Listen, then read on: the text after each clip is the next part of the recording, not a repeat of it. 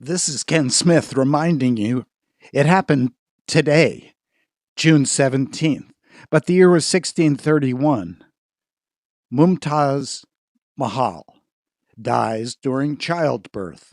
Her husband, Mughal Emperor Jahan I, then spends the next 20 years building her tomb, the Taj Mahal.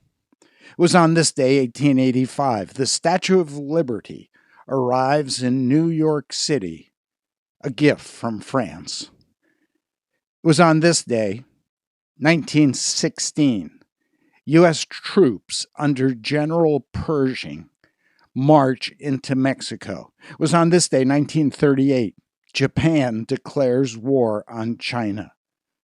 This day, 1939, was the last public guillotine in France.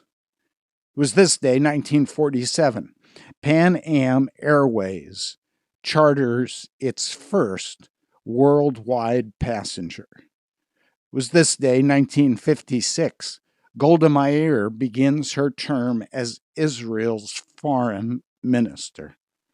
It was on this day, 1963, the Supreme Court rules against Bible reading and prayer in public schools.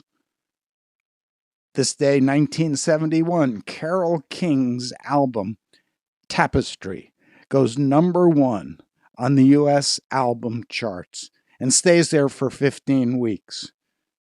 It was on this day, June 17th, 1977, that my second son, Benjamin Smith, was born.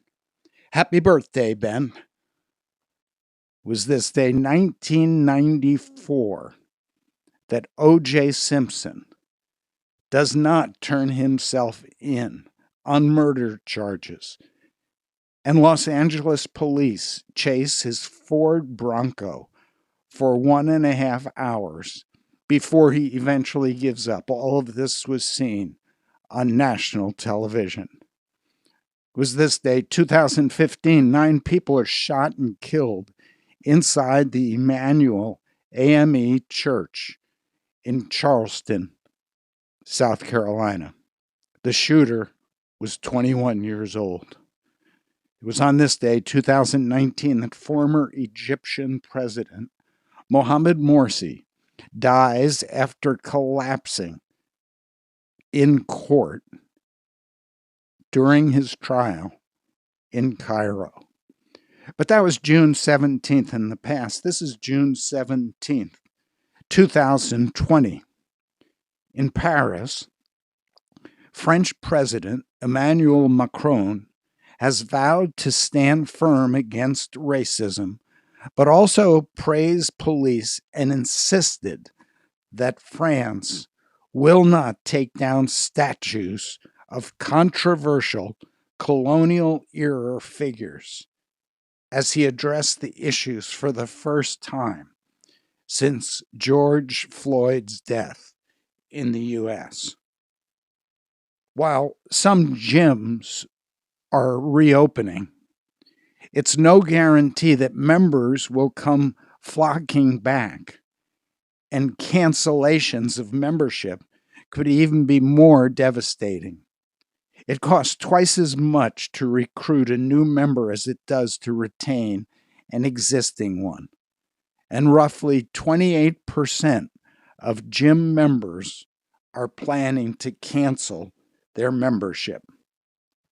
With a 6-3 vote, the Supreme Court ruled this week that a landmark civil rights law protecting gay, lesbian, and transgender people from discrimination in employment, a resounding victory for LGBT rights from a conservative court.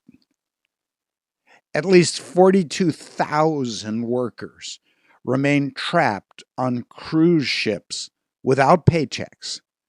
Some are still suffering from the COVID-19. They've been on ships for 3 months after the industry shut down.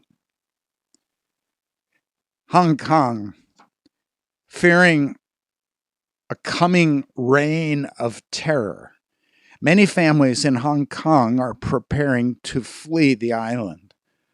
A new law approved by the Communist Party to take effect this summer will allow China's powerful state security agencies to operate in the territory, paving the way for political purges and intimidation of government critics by secret police, with their political freedoms deteriorating. Professionals, nurses, lawyers, business people, and other skilled workers are rushing to renew documents that could provide a pathway to residency in Britain, Taiwan, Canada, the United States, and Australia. Applications to emigrate soared almost 80% to nearly 21,000 in just the last month. In the streets of Hong Kong, animal rescue groups have reported an increase in surrendered dogs as their owners leave Hong Kong.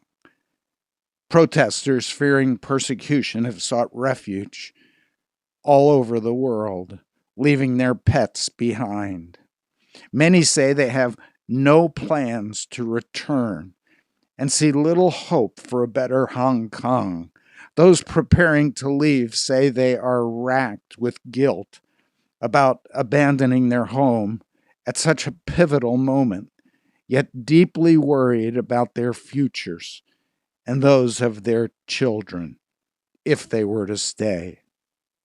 In the face of all that in Hong Kong, Disneyland Hong Kong is set to reopen June 18th.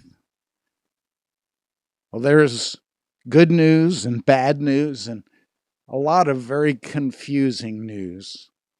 Behind it all is the news that this is the day the Lord has made. We will rejoice and be glad in it.